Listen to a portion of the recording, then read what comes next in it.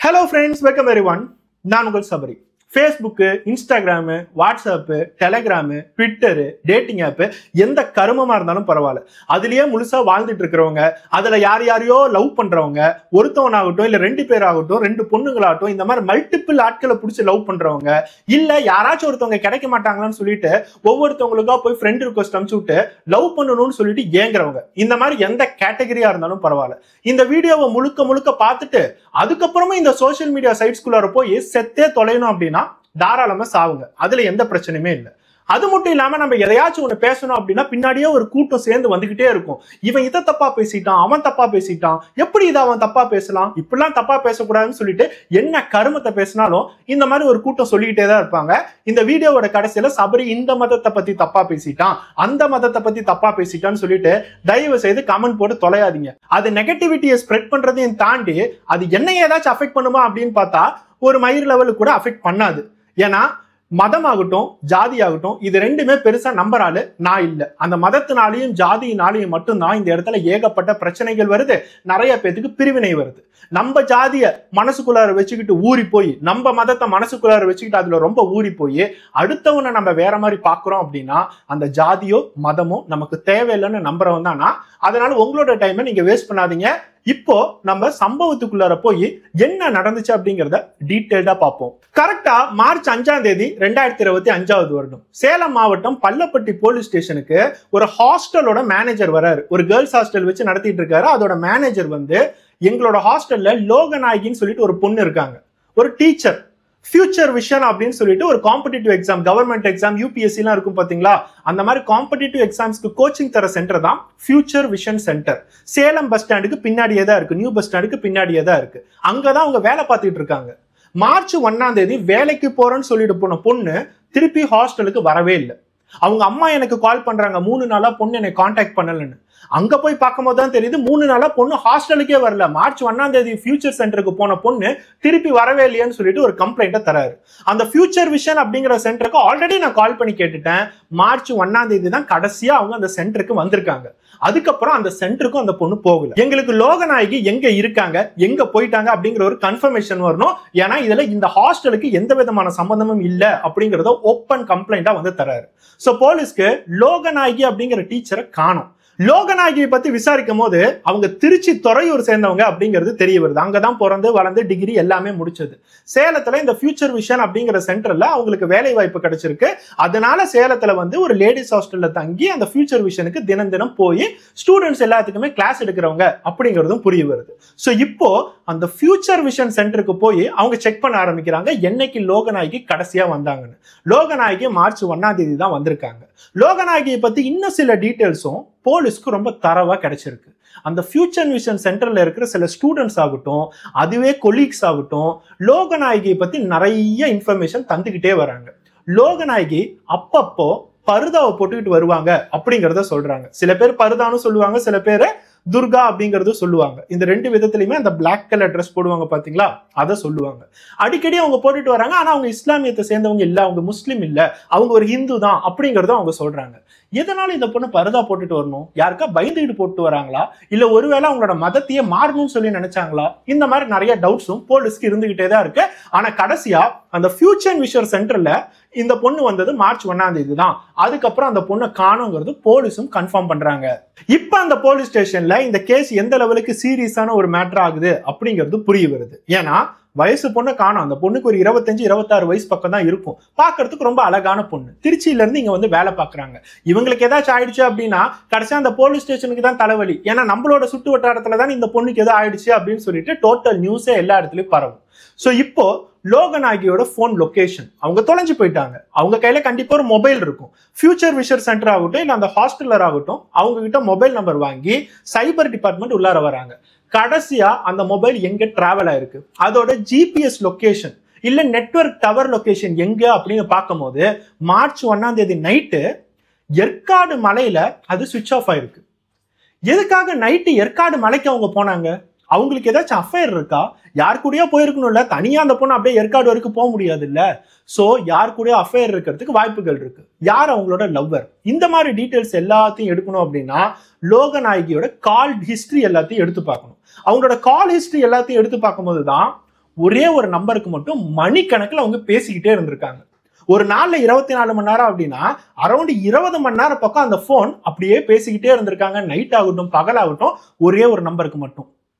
25 வயசு பொண்ணு ஏற்காடு போயிருக்காங்க. மொபைல் சுவிட்ச் ஆஃப் ஆயிருக்கு. மொபைலோட டீட்டெயில்ஸ் பார்க்கும்போது ஏதோ ஒரு நம்பருக்கு மட்டும் மணிக்கணக்கில் பேசுறாங்க. இது எல்லாத்தையும் லிங்க் பண்ணி பார்க்கும்போது ஒரு சாதாரண மனுஷனுக்கு ஓகே, அவங்களுக்கு யாரோ ஒருத்தவங்க லவ்வர் இருக்காங்க, ஒருவேளை லவ்வர் கூட ஏற்காடு போயிருக்கலாம்ல, ஏற்காடு நிறைய லவ்வர்ஸ் என்ஜாய் பண்ண போவாங்கல்ல, இந்த கப்பல் போயிருக்கலாம்ல இப்படின்னு தோணுமா தோணாதா? அதே தான் அந்த போலீஸ் ஸ்டேஷன்லயும் தோணுச்சு. இப்போ அந்த மொபைல் நம்பரோட ஓனர் யாரு அப்படின்னு செக் பண்ணும்போது தான் அவரோட பேரு அப்துல் ஹபீஸ் அப்படிங்கிறது தெரிய வருது. அப்துலுக்கு வயசு 22, இந்த பொண்ணுக்கு வயசு 26. 2 பேருமே மணிக்கணக்கில் பேசியிருக்காங்க. லவ் பண்றதுக்கு வாய்ப்புகள் இருக்கு. ஒருவேளை இந்த அப்துல் தான் லோகநாயகிய ஏற்காடு வரைக்கும் கூட்டிட்டு போயிருப்பாரோ? இந்த அப்துலுக்காக தான் லோகநாயகி அடிக்கடி பருதாவை போட்டுக்கிட்டு எல்லா இடத்துக்கும் மாறுறாங்களோ? ஒருவேளை அவங்க அந்த மதத்தை சேஞ்ச் பண்ணிட்டாங்களோ? இந்த மாதிரி ஏகப்பட்ட விஷயங்கள் போலீஸ்க்கு தோண ஆரம்பிக்குது. இப்ப நாம போய் அப்துல்ல பார்த்தா மட்டும்தான் இதுக்கு ஒரு சொல்யூஷன் கிடைக்கும். ஏன்னா கடைசியா அப்துல் மட்டும்தான் லோகநாயகி கிட்ட பேசியிருக்காரு. அது மட்டும் இல்லாம லோகநாயகியோட போன் சுவிட்ச் ஆஃப் ஆகிறதுக்கு முன்னாடியும் அப்துல்லோட போன்ல இருந்து தான் லோகநாயகிக்கு கால் வருது. இதெல்லாம் தாண்டி சைபர் டீம் இன்னொரு விஷயம் என்ன பண்ணிருக்காங்க, அப்துல்லோட கடைசி மொபைல் லொகேஷன் எங்க அப்படின்னு கண்டுபிடிக்கும் போது அன்னைக்கு மார்ச் 1ஆம் தேதி அப்துல் ஏற்காடுல தான் சுத்திட்டு இருந்திருக்கான். சோ இது எல்லாமே மேட்ச் ஆகுது. லோகநாயகி இப்ப மிஸ் ஆகுறாங்க. அப்துல்ல அரெஸ்ட் பண்ணா நமக்கு எல்லா விஷயங்களும் கிடைக்கும்னு சொல்லிட்டு அப்துல்ல போய் அரெஸ்ட் பண்ணி விசாரிக்க ஆரம்பிக்கிறாங்க. அவங்க ஆல்ரெடி அரெஸ்ட் வாரண்ட் எல்லாத்தையும் வாங்கிட்டாங்க. ஏன்னா இந்த இடத்துல ஒரு பொண்ணு மிஸ்ஸிங். எங்களுக்கு கிடைக்கிற தகவல் வச்சு எல்லாத்துக்குமே அப்துல் மேலதான் சந்தேகமா இருக்கு. அப்துல்ல போலீஸ் ஸ்டேஷனுக்கு கொண்டுட்டு வந்து என்கொயரி பண்ற விதத்துல என்கொயரி பண்ணா எல்லா விஷயமும் வெளியே வரும் அப்படிங்கறதுல போலீஸ் ரொம்ப தெளிவா இருந்தாங்க. அப்துல் அரெஸ்ட் பண்றது அவ்வளவு சாதாரண விஷயம் இல்ல. அவரோட மதத்தினால நான் அதை சொல்லல. அவர் ஒரு காலேஜ் ஸ்டூடெண்ட். பெரம்பலூர்ல ஒரு பிரைவேட் காலேஜ்ல BE in computer science engineering, ஒரு இன்ஜினியரிங் கிராஜுவேட்டா அவர் படிச்சுட்டு இருக்காரு. அவரை போய் கரெக்டான காரணத்தை சொல்லி அந்த பிரைவேட் காலேஜ்ல இருந்து அவரை தூக்கி அந்த போலீஸ் ஸ்டேஷனுக்கு வந்து எல்லா விஷயங்களும் கக்க வைக்கணும் அப்படின்னா நிறைய ப்ரொசீஜர் இருக்கு. ஏன்னா அந்த காலேஜ்ல ஃபர்ஸ்ட் அலோவ் பண்ணணும், போதாதுக்கு அவன் ஒரு ஸ்டூடெண்ட் வேற. எல்லா ஃபார்மாலிட்டிஸையும் முடிச்சு அப்துல்ல அரெஸ்ட் பண்ணி போலீஸ் ஸ்டேஷனுக்கு கொண்டுட்டு வந்து விசாரிக்கிறதுக்குள்ளார அப்துல்லோட அப்பா அம்மா காலேஜ் எல்லாத்துக்குமே தெரிஞ்சிருச்சு. அவங்க ஒரு வக்கீலை கொண்டுட்டு வந்து எதையுமே சொல்லாதரான்னு சொல்லிட்டு நீட்டா ட்ரெயின் பண்ணி எல்லா விஷயங்களையும் பண்றாங்க. எதனால அப்துல் ஒருவேளை ஜெயிலுக்கு போயிடுவாரோன்னு சொல்லிட்டு அவங்களுக்கு ஆல்ரெடி எல்லா டவுட்டுமே வந்துருச்சு. இருந்தாலும் போலீஸ் அவங்களோட சைட்ல இருந்து தீவிர விசாரணை ஆரம்பிச்சாங்க. அந்த போலீஸ் ஸ்டேஷனுக்குள்ளார எவனா இருந்தாலும் பரவாயில்ல, வக்கீலா இருந்தாலும் பரவாயில்ல, அவங்க அப்பா அம்மாவா இருந்தாலும் பரவாயில்ல, யார்கிட்டயுமே பேச விடவே இல்லை. அப்துல்ல உள்ளார உட்கார வச்சு தீர அவங்களோட ஸ்டைல்ல விசாரிக்கும் போது அப்துல் ஷாக்கிங்கான எல்லா உண்மையுமே வெளியே சொல்ல ஆரம்பிக்கிறான். அப்துல்ல பார்க்கும் போதே போலீஸ்க்கு ஆரம்பத்திலே தெரிஞ்சிருச்சு இவன் தான் அந்த பொண்ணு மறைஞ்சு போகிறதுக்கு காரணமா இருந்திருப்பான். எல்லா இடத்துலயுமே இவன் தான் நடுவில் வந்து நிக்கிறான். அதனாலதான் அவங்க ரொம்ப ஸ்ட்ராங்கா அவனை அரெஸ்ட் பண்ணி விசாரிக்க ஆரம்பிச்சாங்க. அவங்க நினைச்ச மாதிரியே அப்துல் ஒவ்வொரு உண்மையா வெளியே சொல்ல ஆரம்பிக்கிறான். இந்த எல்லா விஷயங்களும் நீங்க கேட்கும் போது எல்லாத்துக்கும் ஒரே ஒரு விஷயம் ஸ்ட்ரைக் ஆயிருக்கணும். பொதுவா நம்மளோட வீட்டுல ஒரு பொண்ணு போய் தொலைஞ்சிட்டாங்க அப்படின்னு சொன்னா உடனே சைபர் டீம் உள்ளார வந்து உடனே எஸ்பி ஆபீஸ்ல இருந்து வந்து செப்பரேட் டீம் ஃபைல் பண்ணி எல்லாத்தையும் கண்டுபிடிச்சிருவாங்களா? வேற வேலையா அவங்களுக்கு இல்ல? இந்த மாதிரி ஒரு கேள்வி வரும் இல்ல. நம்மளோட வீட்டுல ஒரு பொண்ணு தொலைஞ்சு போயிட்டாங்க அப்படின்னு போய் சொன்னா ஃபர்ஸ்ட் ஒரு கம்ப்ளைண்ட் எழுதுவாங்க, அபிஷியலா என்ன பண்ண முடியுமோ எல்லாத்தையுமே பண்ணுவாங்க, இன்ஃபர்மேஷன் எல்லாத்துக்கும் சர்க்குலேட் பண்ணுவாங்க, இப்படிதான் தேடுவாங்க. தவிர அவங்க எல்லா வேலையும் விட்டுட்டு அந்த பொண்ணை மட்டுமே கண்டுபிடிக்கணும்னா அதுக்கு நீங்க சிஎம்மா தான் இருக்கணும். இந்த இடத்துலயும் அதே விஷயம் தான் நடந்துச்சு. அந்த ஹாஸ்டலர் வந்து ஒரு கம்ப்ளைண்ட் கொடுத்ததுக்கு அப்புறம் அபிஷியலா எல்லா கம்ப்ளைண்ட்டும் எழுதிக்கிட்டு அவங்க அபிஷியலா எல்லாத்துக்கும் இன்ஃபர்மேஷன் ஸ்ப்ரெட் பண்ணி ஒவ்வொரு போலீஸ் ஸ்டேஷனுக்கும் இந்த மாதிரி லோகநாயகி அப்படிங்கிறவங்க மிஸ் ஆயிருக்காங்க அப்படிங்கிற எல்லா விஷயங்களும் ஸ்ப்ரெட் பண்ணுவாங்க. அது மூலியமா ஏதாச்சும் இன்ஃபர்மேஷன் வருமானு சொல்லி காத்துக்கிட்டு இருப்பாங்க. அவங்க நினைச்ச மாதிரியே அவங்களுக்கு ஒரு இன்ஃபர்மேஷன் வந்துச்சு. ஏற்காடு ரோடு போகும் பாத்தீங்களா, ஹேட்பின் பெண்டு, அந்த ஏற்காடு ரோட்ல 60 அடி உயரமுடைய ஒரு பாலம் இருக்கு.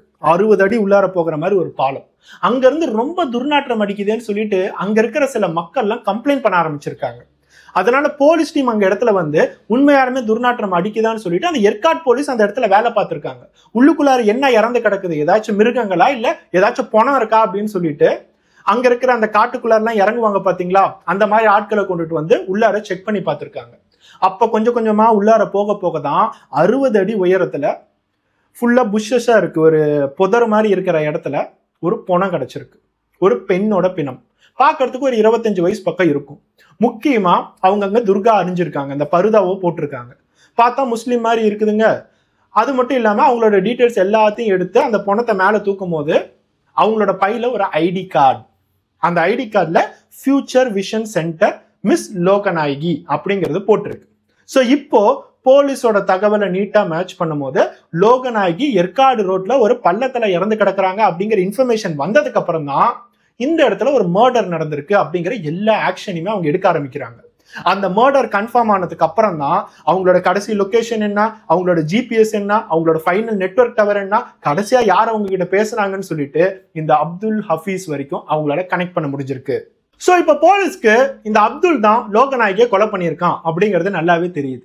எதுக்காக கொலை பண்ணா, இவங்க ரெண்டு பேத்துக்குள்ள இருக்க ரிலேஷன்ஷிப் யாரு, தனியா தான் கொலை பண்ணானா இல்ல யாராச்சும் இன்னும் எக்ஸ்ட்ரா சில பேர் இருக்காங்களா, இந்த மாதிரி கேள்விகளுக்கு மட்டும்தான் அப்துல் இருந்து கரெக்டா ஆன்சர் வரணும். அதுக்கு தகுந்த மாதிரி என்கொயரியை பண்ணாங்க.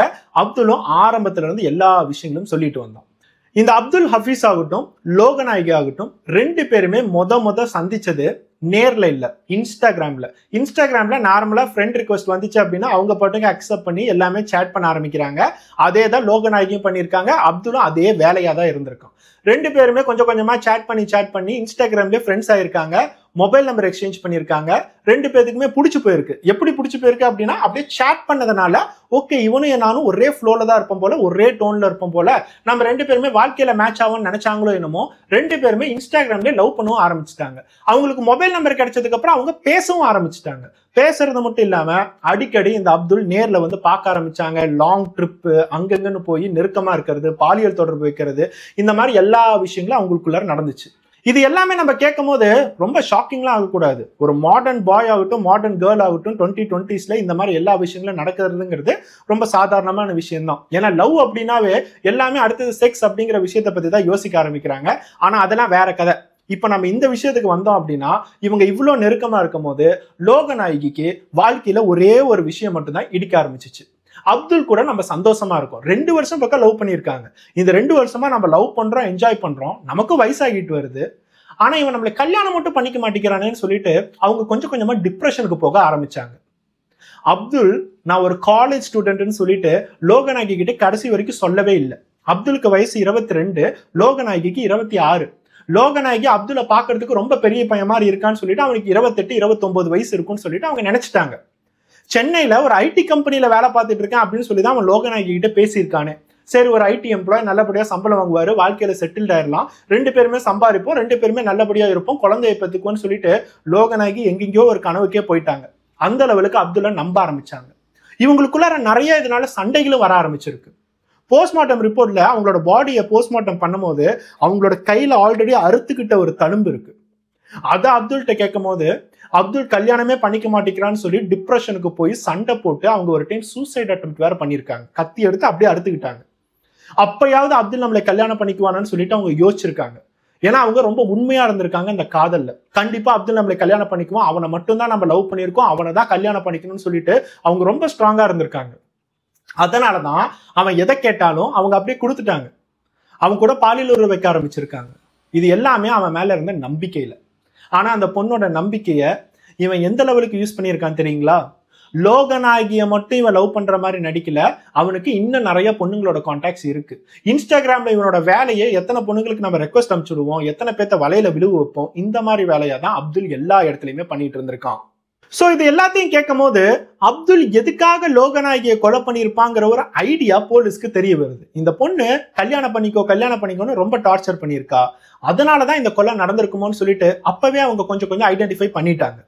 அதுக்கு அடுத்ததான் அப்துல் லோகநாயகி கொடுத்த கொஞ்சம் டாஸ்க் இருக்கு. இந்த லைஃப்ல இப்படிலாம் பண்ணினா நமக்கு கல்யாணம் நடக்கும் அப்படின்னு சொல்லிட்டு ஆக்சுவலி லோகநாயகியை ஏமாத்திருக்கான். அவனுக்கு லோகநாயகியை கல்யாணம் பண்ணிக்கணும்னு சொல்லிட்டு எந்த அபிப்பிராயமே இல்லை. லோகநாயகி பார்க்க அழகா இருக்காங்க, நம்மளே லவ் பண்றாங்க, அவங்க மூலியமா நமக்கு பாலியல் சுகம் எல்லாமே கிடைக்குதுன்னு சொல்லிட்டு ஒரு செக்ஷுவல் ரிலேஷன்ஷிப்காக மட்டும்தான் அந்த லோகநாயகியை ஏமாத்திருக்கான். அதை ஏமாத்துறது மட்டும் இல்லாம அந்த பொண்ணு எப்ப பார்த்தாலும் கல்யாணம் பண்ணுன்னு கேட்கறதுனால ஒவ்வொரு டாஸ்கா லோகநாயகிக்கு தந்திருக்கான். அவன் கொடுத்த மொதல் டாஸ்க் என்ன அப்படின்னா, நான் ஒரு இஸ்லாமிய மதத்தை சேர்ந்தவன், நீயும் ஒரு முஸ்லீமா இருந்தா மட்டும்தான் எனக்கு கல்யாணம் நடக்கும், இல்லாட்டி எங்க வீட்டுல ஒத்துக்கவே மாட்டாங்க அப்படின்னு சொல்லி லோகநாயகி அவங்களோட மதத்தை மாத்திருக்காங்க. அவங்களோட பேரையும் மாத்திருக்காங்க, அவங்களோட ட்ரெஸ்ஸிங்கையும் அவங்க மாத்திருக்காங்க.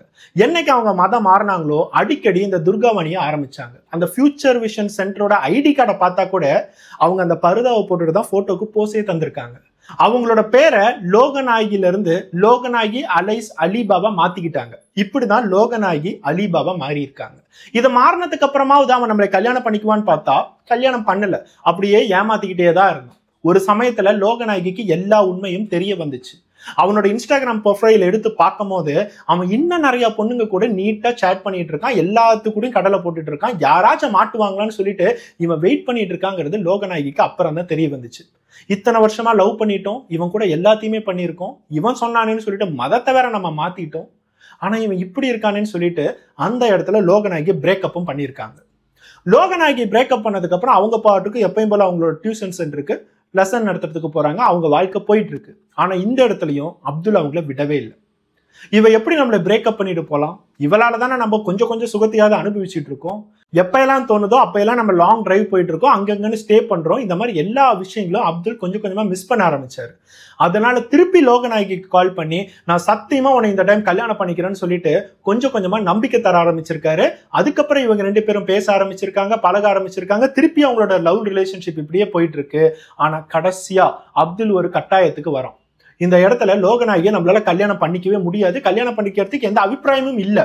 ஆனா இந்த இடத்துல லோகநாயகி டார்ச்சர் பண்ணிக்கிட்டே இருக்கா.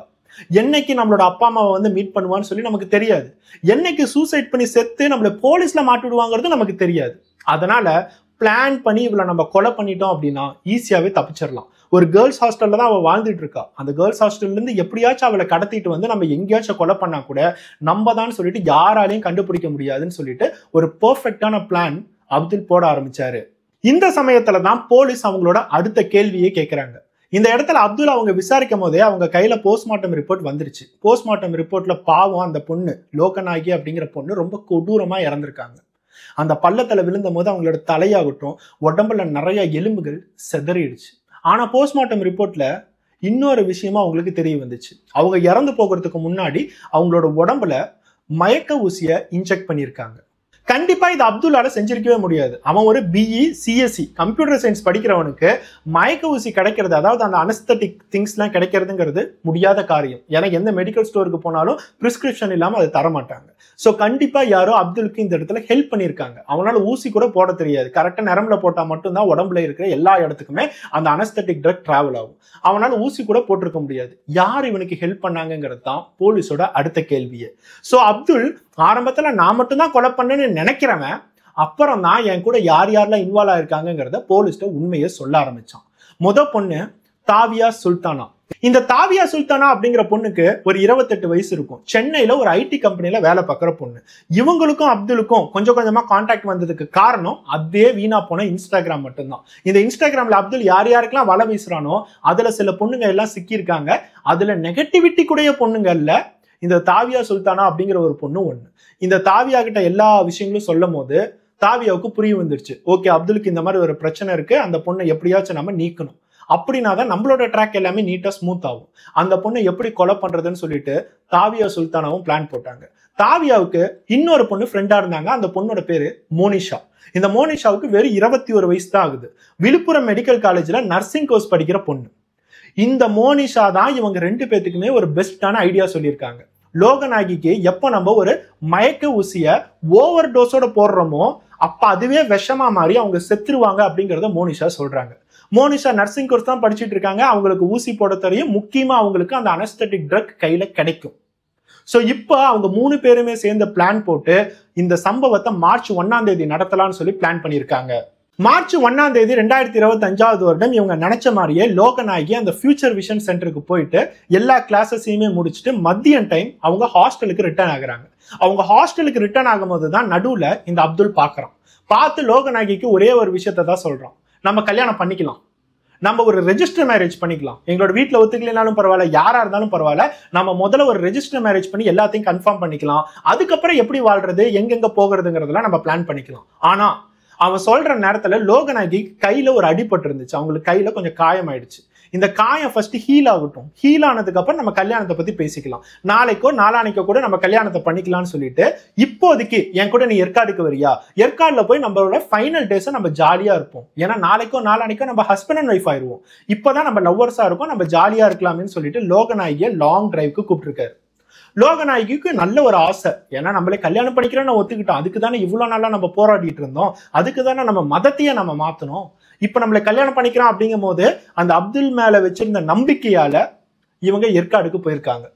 இவங்களை ஏற்காடுக்கு கூட்டிட்டு போகணுமேன்னு சொல்லியே டிரைவர் இல்லாத ஒரு காரை வாடகைக்கு எடுத்திருக்கோம். கார் எல்லாம் வாடகைக்கு கிடைக்கும் பாத்தீங்களா, இவங்க கிட்ட லைசன்ஸ் இருந்திருக்கு, அதனால காரை வாடகைக்கு எடுத்து ஏற்காடுக்கு போயிருக்காங்க. இவங்க 2 பேரும் ஏற்காடுக்கு போய் அந்த மார்ச் 1ஆம் தேதி எல்லா இடங்களும் சுத்தி பார்த்து சந்தோஷமா இருந்து ரெஸ்டாரண்ட்டுக்கு போய் சாப்பிட்டு அதுக்கப்புறம் நைட்டு 10 மணி பக்கம் ஏற்காடோட ரோட்ல அந்த ஹேர்பின் பென்ஸ்ல அப்படியே கார் ஓட்டிக்கிட்டே வரும். நைட்டு 10 மணிக்கு திடீர்னு ஒரு இடத்துல காரை நிறுத்துறான். அந்த இடத்துல 2 பொண்ணுங்க வெயிட் பண்ணிட்டு இருக்காங்க. அவங்க காருக்குள்ளார ஏறுறாங்க. இந்த 2 பொண்ணுங்களும் ஏறும் போது லோகநாயகிக்கு ஒரு பெரிய டவுட், நைட்டு 10 மணிக்கு ஏற்காடு ரோடே ரொம்ப இருட்டாதான்ப்பா இருக்கும், ரொம்ப டேஞ்சரான இடம், இங்க எதுக்கு இந்த 2 பொண்ணுங்களும் இருக்காங்க, இந்த 2 பொண்ணுங்களும் யாரு, எதுக்காக ஏறுறாங்கன்னு சொல்லிட்டு ஏகப்பட்ட கேள்விகள். ஆனா அப்துல்கிட்ட கேட்கும் போது இவங்க 2 பேரும் தான் நம்மளோட கல்யாணத்துக்கு சாட்சி கையெழுத்து போட போறாங்க, மேல இருக்கிற ஒரு ரெஜிஸ்டர் ஆபீஸ்ல தான் நான் எல்லாத்தையும் ரெஜிஸ்ட்ரேஷன் பண்ண போறேன், இவங்க 2 பேரும் நமக்கு சாட்சி கையெழுத்து போட வந்திருக்காங்கன்னு சொல்லும் போது ஓகே, இவங்களை விட ஹெல்ப் பண்றவங்க வேற யாரா இருக்க போகுது, அப்துலோட ரொம்ப க்ளோஸ் ஃப்ரெண்ட்ஸ்னு சொல்லிட்டு லோகநாயகி பேச்சு கொடுக்க ஆரம்பிச்சாங்க. அவங்கள ஏத்திக்கிட்டு கார் பாட்டுக்கும் அந்த ஹேர்பின் பென்ல போய்கிட்டே இருந்துச்சு. இந்த மாதிரி சமயத்துல தான் மோனிஷா அவங்களோட பிளானை நீட்டா எக்ஸிக்யூட் பண்ண ஆரம்பிச்சாங்க. லோகநாயகியோட கையில அடிபட்டு இருக்கு பாத்தியா அப்படின்னு சொல்லிட்டு எல்லாத்துக்குமே கேட்கறாங்க. லோகநாயகிக்கு அடிபட்டிருக்குன்னு சொல்லி ஆல்ரெடி அவங்களுக்கு தெரியும். அவங்க கையில ஹாஸ்டல்ல எங்க விழுந்துட்டாங்க, கீழே விழுந்துட்டாங்கிறது தெரிஞ்சிருச்சு. ரொம்ப அடிபட்டிருக்கு, செப்டிக் ஆகிற மாதிரியே இருக்கேன்னு சொல்லிட்டு லோகநாயகியை கொஞ்சம் கொஞ்சமா பயன்படுத்த ஆரம்பிச்சிருக்காங்க. நான் ஒரு நர்சிங் கோர்ஸ் தான் படிக்கிறேன், விழுப்புரம் கவர்மெண்ட் மெடிக்கல் காலேஜ்ல தான் வேலை பார்த்துட்டு இருக்கேன், இது அப்படியே விட்டு அப்படின்னா இது இன்னும் செப்டிக் ஆயிரும், உனக்கு காய்ச்சல் வந்துடும், அதுக்கப்புறம் உனக்கு கல்யாணம் எல்லாம் பண்ண முடியாதுமா, ஸ்ட்ரைட்டா போய் அட்மிட் தான் ஆகணும்னு சொல்லிட்டு அந்த இடத்துல லோகநாயகியை கொஞ்சம் கொஞ்சமா பிரெயின் வாஷ் பண்ண ஆரம்பிக்கிறாங்க. அவங்க கையிலேயே ஒரு கிட்ட கொண்டுட்டு வந்திருக்காங்க, ஃபர்ஸ்ட் எய்ட் கிட்னு சொல்லி கொண்டுட்டு வந்திருக்காங்க. நான் ஒரு இன்ஜெக்ஷன் போடுறேன், நார்மலா ஒரு டிடி இன்ஜெக்ஷன் தான், அது போட்டோம் அப்படின்னா செப்டிக் எதுவுமே ஆகாதுன்னு சொல்லிட்டு லோகநாயகியை நம்ப வச்சு அவங்க கொண்டுட்டு வந்திருக்க ஓவர் டோஸ் மயக்க ஊசியோட இன்ஜெக்ஷனை லோகநாயகி மேல செலுத்தியிருக்காங்க. அதை போட்டோன்னு லோகநாயகி கிருன்னு தலை சுத்துது. லோகநாயகி சொல்லியிருக்காங்க எனக்கு தலையெல்லாம் சுத்துற மாதிரி இருக்குன்னு சொல்லிட்டு. அதுக்கப்புறம் லோகநாயகிக்கு என்ன நடக்குது அப்படிங்கிறது தெரிய மாட்டேங்குது. அதுக்கப்புறம் தான் அப்துல் என்ன பண்ணியிருக்கான், காரை ஒரு இடத்துல நிறுத்தி நல்ல பள்ளமா இருக்கிற இடமா பார்த்திருக்கான். 60 அடி அதோட பள்ளம், அந்த இடத்த ஆல்ரெடி அவன் செலக்ட் பண்ணி வச்சிருக்கான். லோகநாயகியை காரை விட்டு வெளியே கூட்டிட்டு வந்து கொஞ்ச நேரம் வாக் போலாமான்னு சொல்லிட்டு லோகநாயகியை கை பிடிச்சி அப்படியே நடக்க வச்சிருக்காங்க.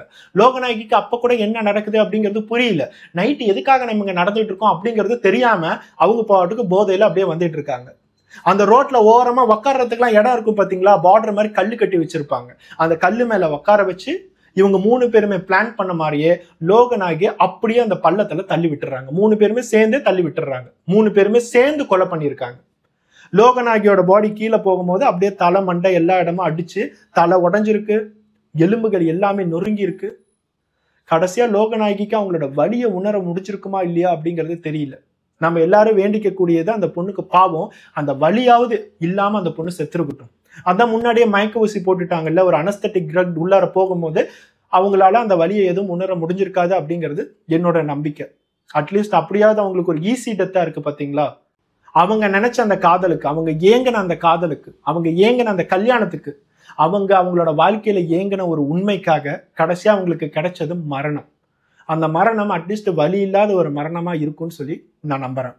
லோகநாயகி அந்த இடத்துல கொலை பண்ணதுக்கு அப்புறம் இவங்க 3 பேரும் அந்த இடத்த விட்டு எஸ்கேப் ஆகி, ஒரு பொண்ணு சென்னையில இருக்கிற ஐடி கம்பெனி, இன்னொரு பொண்ணு விழுப்புரத்துல இருக்கிற ஹாஸ்பிட்டல், இவன் பெரம்பலூர்ல இருக்கிற அந்த பிரைவேட் காலேஜுக்கு போய் ஆளுக்கு அவங்கவுங்க வேலையை செய்ய ஆரம்பிச்சுட்டாங்க.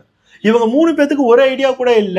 இந்த இடத்துல ஏற்காடுல கொஞ்சம் கொஞ்சமா துர்நாற்றம் அடிக்கும், கீழே தள்ளிவிடும் போது அவளோட உடம்புல ஐடி கார்டு இருந்திருக்கு, அந்த ஐடி கார்டு மூலியமா இவ தான் லோகநாயகிங்கிறத போலீஸ் கண்டுபிடிச்சிருவாங்க. லோகநாயகியோட போன் செக் பண்ணா அப்துல் மாட்டிக்குவான், அப்துல் மாட்டா நம்ம 2 பேரும் மாட்டிக்குவோன்னு சொல்லிட்டு எந்த ஐடியாவுமே இல்லாம அவசரமா பிளான் பண்றேங்கிற பேர்ல ஒரு பொண்ணு கல்யாணம் பண்றேன்னு சொல்லிட்டு டார்ச்சர் பண்றா அப்படிங்கிற பேர்ல இந்த கொலை நடந்திருக்கு. நம்மளோட எல்லா வீடியோஸ்லயும் சொல்ற மாதிரி இந்த 3 பேர் செஞ்ச கொடூரத்துக்கு என்ன மாதிரி ஒரு தண்டனை கொடுத்தா சரியா இருக்கும், என்ன மாதிரி ஒரு தண்டனை கொடுத்தா அடுத்தது இந்த மாதிரி ஒரு கொடூரம் நடக்காதுன்னு சொல்லிட்டு சத்தியமா இந்த வீடியோல எனக்கு கேட்கணும்னு தோணல. ஏன்னா இந்த வீடியோல இவங்க செஞ்ச கொடூரத்தையும் தாண்டி இந்த இடத்துல காதல் அப்படிங்கிற ஒரு விஷயம் எதனால இவ்வளவு கேவலமா ஆரம்பிச்சிருக்கு அப்படிங்கிறது தான் எனக்கு ஒரு பெரிய கேள்விக்குறியாவே இருக்கு. இவங்கெல்லாம் காதலிக்கிறாங்களா இல்ல காதலிக்கணும்னு சொல்லிட்டு அவசரப்படுறாங்களா அப்படிங்கிற ஒரு பெரிய கேள்வியே இருக்கு. இந்த 2025 வருடம் காதல் அப்படிங்கிற விஷயத்த எப்படி இவங்கெல்லாம் பண்றாங்க, எப்படி ஒரு பார்ட்னரை சூஸ் பண்றாங்கிற ஏகப்பட்ட கேள்விகள். இந்த மாதிரி விஷயங்களை தான் நம்ம ரொம்ப டீட்டெயிலா யோசிக்கணும். இவங்க செஞ்ச கொடூரத்துக்கு சட்டம் அடுத்த ஒரு 5 வருஷமோ 10 வருஷமோ தண்டனை கொடுத்துருவாங்க. ஆனா இந்த மாதிரி சம்பவங்கள் கொஞ்சம் கொஞ்சமா அதிகமாகிக்கிட்டே போகுது. நான் முன்னாடியே சொன்ன மாதிரி சோசியல் மீடியா அப்படிங்கிற ஒரு சாக்கடையில நிறைய விஷயங்கள் கிடைக்கும். உங்களுக்கு தகுந்த நல்ல விஷயங்களும் கிடைக்கும், நிறைய இன்ஃபர்மேஷனும் கிடைக்கும். அதே மாதிரி உங்களோட உயிரையும் எடுக்கும் அப்படிங்கிறத தயவு செய்து தெரிஞ்சுக்கோங்க. நிறைய பேர் லவ் பண்றாங்கிற பேர்ல சோசியல் மீடியாலேயே உங்களோட லவ்வரை கண்டுபிடிக்கிறீங்க.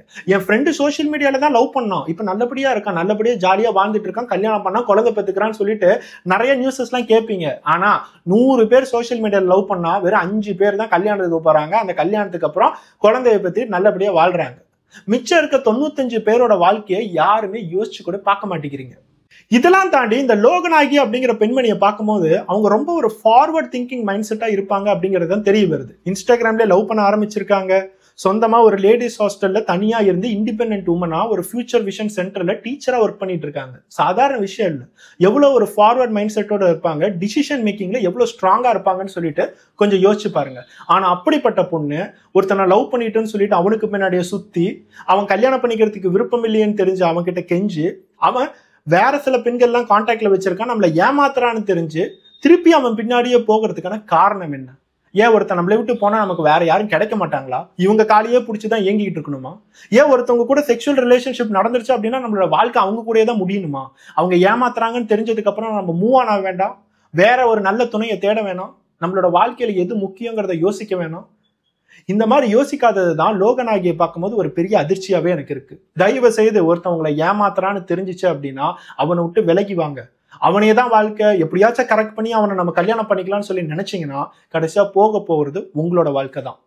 இந்த வீடியோ பார்க்குற ஒவ்வொரு பெண்மணியும் சரி அடுத்த ஒரு லோகநாயகியா இருக்க மாட்டீங்க அப்படிங்கிறத நான் நம்புறேன். ஏன்னா லோகநாயகியோட வாழ்க்கை எவ்வளவு ஒரு கஷ்டமான விஷயம் அப்படிங்கறத யோசிச்சு பாருங்க. ஒருத்தவனையே நம்பி அவனை உண்மையா காதலிக்கிறேங்கிற பேர்ல செலக்ட் பண்ண விதத்துல தப்பு பண்ணி, யாரை செலக்ட் பண்றோங்கிறத தப்பு பண்ணி, அவன் உண்மையானுமே தப்பானவங்கிறத தெரிஞ்சும் எதுவுமே செய்ய முடியல. நம்மளோட வாழ்க்கையில ஒருத்தவனோட ஜாதியை மாத்திக்கோ, மதத்தை மாத்திக்கோ, மொழியை மாத்திக்கோ, இடத்தை மாத்திக்கோ, உங்களுக்கு பிடிச்ச ஒவ்வொரு விஷயங்களும், உங்களோட ஐடென்டிட்டின்னு சொல்லக்கூடிய ஒவ்வொரு விஷயங்களும், உங்களோட பேராகட்டும், உங்களோட மேக்கப் ஆகட்டும், உங்களோட ஹேர் ஸ்டைல் ஆகட்டும், உங்களுக்கு பிடிச்ச ஒவ்வொரு விஷயத்தையும் ஒருத்தன் மாத்த சொல்றான் அப்படின்னா அவன் உங்களுக்கு ஒரு கரெக்டான மேட்ச் இல்லைங்கிறத அட்லீஸ்ட் இப்பயாவது தெரிஞ்சுக்கோங்க. ஒருத்தனுக்கு மதம் மாறினாதான் உன்னை கல்யாணம் பண்ணிக்க முடியும் அப்படின்னா அவன் மதத்துக்கு இம்பார்ட்டன்ஸ் தரானா, உனக்கு இம்பார்ட்டன்ஸ் தரானா? ஒருத்தன் ஜாதியை மாத்தினாதான் கல்யாணம் பண்ணிக்க முடியும் அப்படின்னா அவன் ஜாதி வெறியன்னு சொல்லுவீங்களா, இல்ல உங்களை வெறித்தனமா லவ் பண்றான்னு சொல்லுவீங்களா? கொஞ்சம் யோசிச்சு பாருங்க. நெக்ஸ்ட் ஒரு வீடியோட பார்ப்போம். பை.